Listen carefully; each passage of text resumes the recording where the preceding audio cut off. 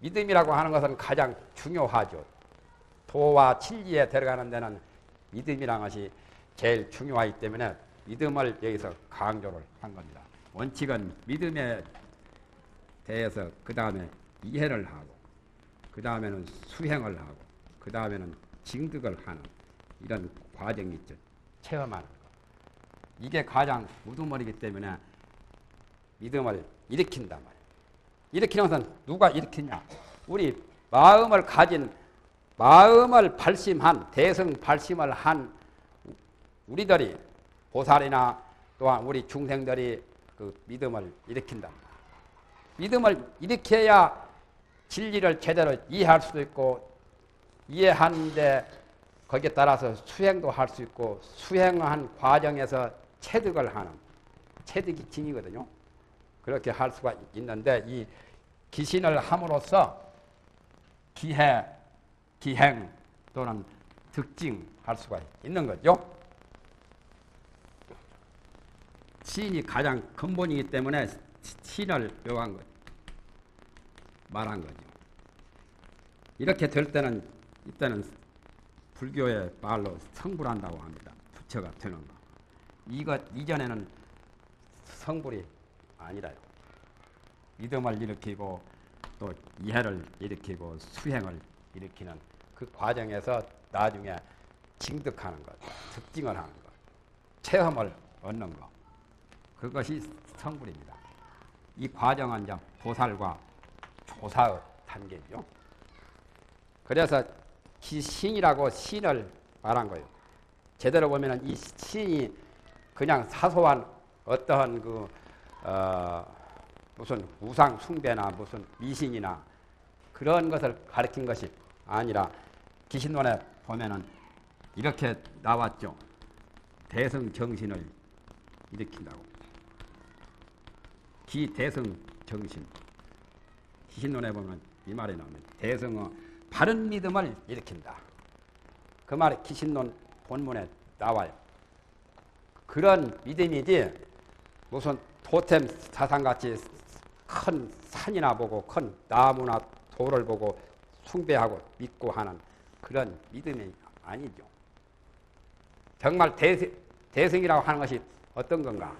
대성이라고 한 것은 우리가 깨닫지도 못했지만은 알지도 못하고 깨닫지도 못한 그 위대한 마음의 진리, 마음의 그 위대한 그 도를 대성 두 글자로 표현을 했으니까 거기에 대해서 믿음을 일으켜서 그걸 알려고 수행하려고 깨달아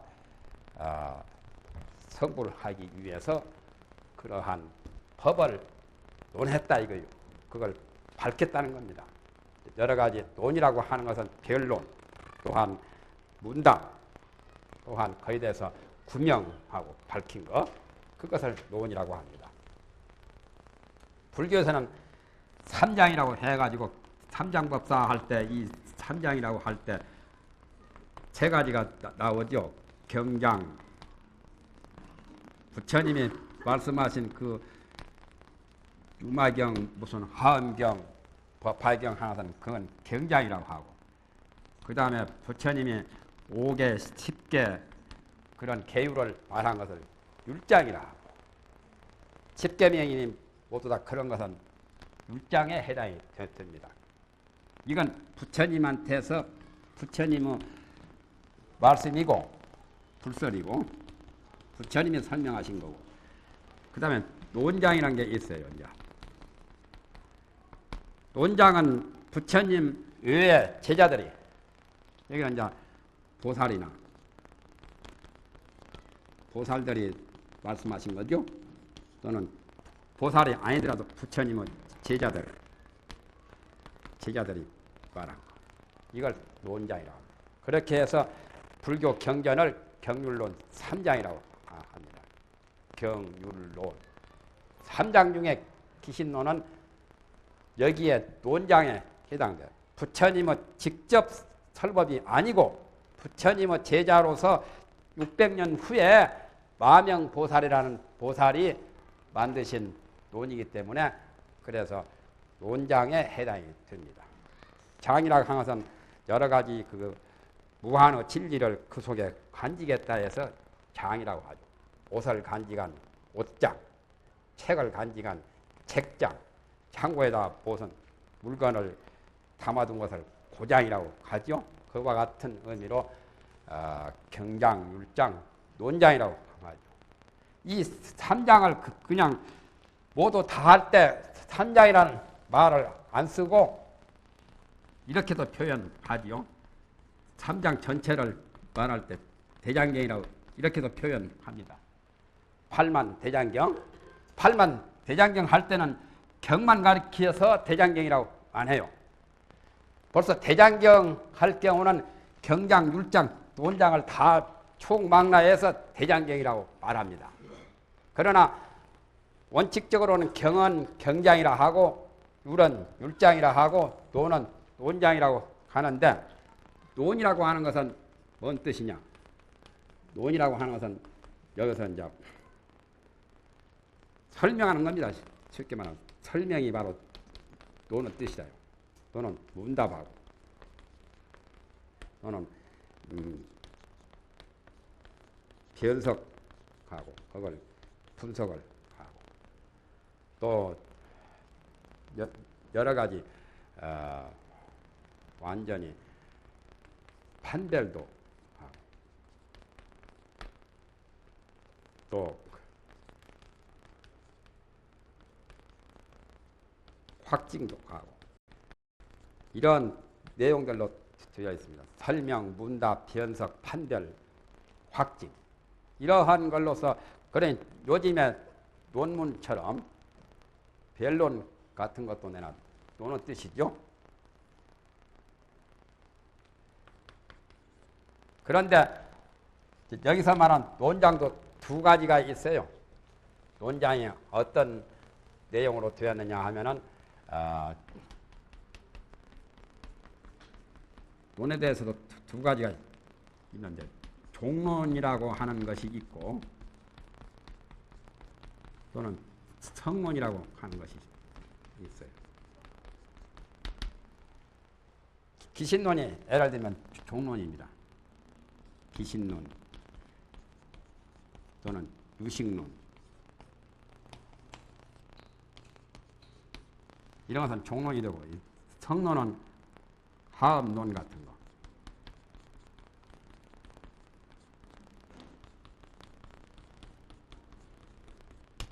집지론 같은 거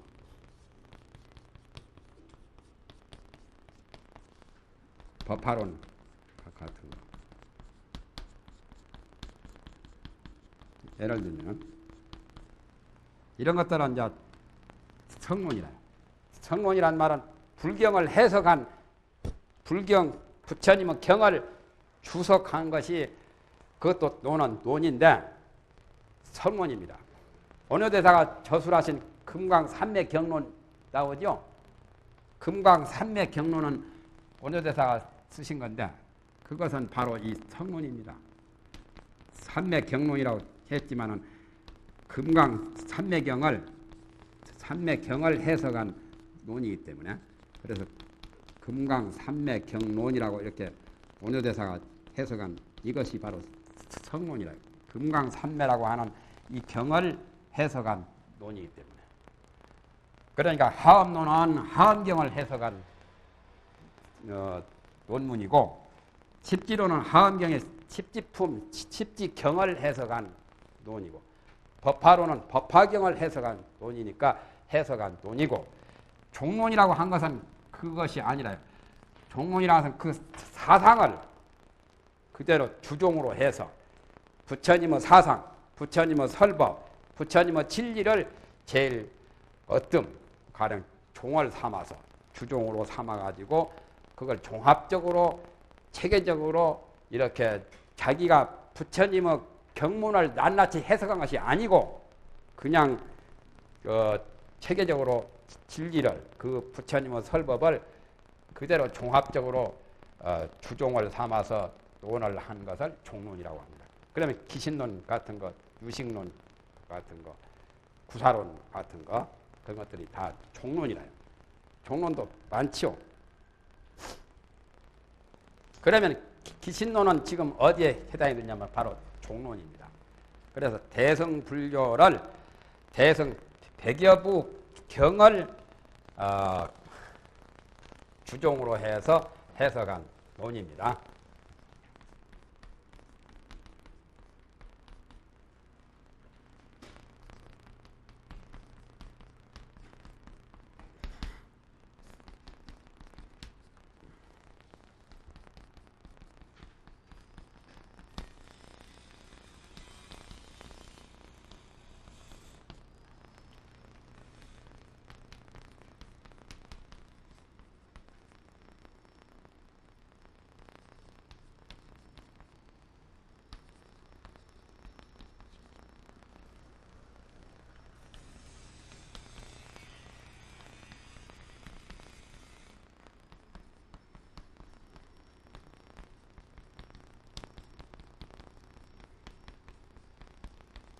그러니까 기신론은 대승 경전 중에도 하나의 경전만을 말한 게 아니라 하엄경, 능엄경, 법화경, 금강경, 온각경, 무슨 승만경, 또 열애장경, 밀엄경, 또 것이 능엄경, 온각경, 그러한 또 사익범천 소문경, 그러한 100여부라고 한 것은 대승 경전이 여러 종류가 수백 권, 수천 권이 있는데 100여부는 따로따로 이렇게 하나를 가령 금강경 하면은 금강경을 일부라고 봅니다. 또 능엄경 하면은 능엄경이 일부고, 이러한 종류별로 한 100여 그 경을 종합적으로 주종으로 해서 해석한 것이 바로 기신론이니까 하나의 경만을 자꾸 해서 문구 해석이 아니고 아주 체계를 세워서 논리 정연하게 잘 밝힌 것이 바로 대승 기신론입니다. 쉰다고 했는데 벌써 시간이 지났네요. 조금 하다가 그냥 말지면 먼저 시간이 다 되는데 뭐 쉴 것도 없지 뭐. 그래서 대승 기신론. 아까 말한 대승의 정신. 대승의 정신이 뭐냐? 지금은 말해봤자 이해도 안 되고 알기가 어려워요. 대승의 정신이 뭐냐? 그렇잖아요. 대승 기신론을 다 듣고 독파를 한 다음에 대승 정신은 뭔가를 이렇게 이제 알 수가 있지. 지금은 말해봤자 감이 잘 안 잡힐 거예요. 대승의 정신. 정신이 무엇인가 말이에요. 이것은 이 다음에 기신론 전체를 읽고 난 다음에 이 문제가 해석이 될 거예요. 대승 정신이라는 건 대승을 어떻게 바르게 믿는 것이 되는가. 우선 알아야 되니까. 기신론을 독파하기 전에는 대승 정신이 뭔가를 알기는 어렵지 않겠어요? 쉽게 말한다면 나의 본래의 마음자리, 본래의 마음자리가 원만하고 위대하고 청정하고 미묘하고 가장 불가사의한 모든 우주만유를 창조한 전지전능한 그러한 존재가 우리의 마음이기 때문에 그 개념을 조물주 창조주로 이렇게 개념을 바꿔서 보든지 또한 그 개념을 마음이라고 보든지 그렇게 보아야 비로소 그 대승 진리가 뭔지 우리의 마음자리, 우리는 생각하고 미워하고 싫어하고 사랑하고 희노애나 감정 그것만을 우리 마음이라고 생각했지만은 그것은 마음의 일부분이라요. 바다 물 위에 거품같이 끝없는 큰 위변대는 거품은 아니거든. 그러나 거품이라는 바다 물 위의 거품은 위변대 위에 지극히 작은 존재로 나타나거든. 그것이 바다 아니라고는 볼 수가 없지만은 그러나 그것이 바다 큰 바다 전체는 아니거든. 그와 같이 우리 희노애락 또는 여러 가지 감정 생각하는 그것은 마음의 일부분으로서 바다 물 위의 거품과 같을 뿐이지 그것이 대성 전체가 아니다 말이에요. 대성이라는 것은 바로 대성심을 말합니다. 대성의 마음. 대성심. 어떤 게 또 대성심인가 갈수록 문제가 있죠. 어떤 게 대성심인가. 이것도 문제가 있는데 그것에 대해서 믿음을 일으켜서 수행을 하고 깨닫는 그 방법을 제시해 준 것이 바로 대성기신론입니다. 그러니까 인간 천상의 법보다 더 뛰어나고 성문 연각의 법보다 더 뛰어나고 보살의 법보다도 더한 부처님의 법, 최상승법을 말해서 지금 대성기신, 대성기신은 바로 최상승을 지금 여기서는 대성기신이라고 표현했죠. 최상승 법을 목표로 해서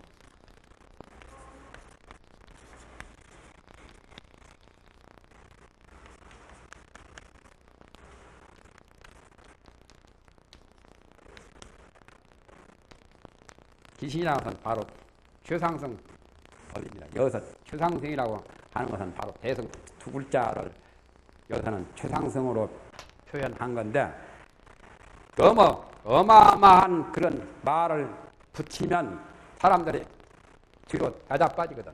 서울이 무섭다니까 과천서부터 기니까 그래서 최상승법이란 말은 쓰지 않고 그냥 대성이라고 평범하게 대성이라고 했을 뿐이죠.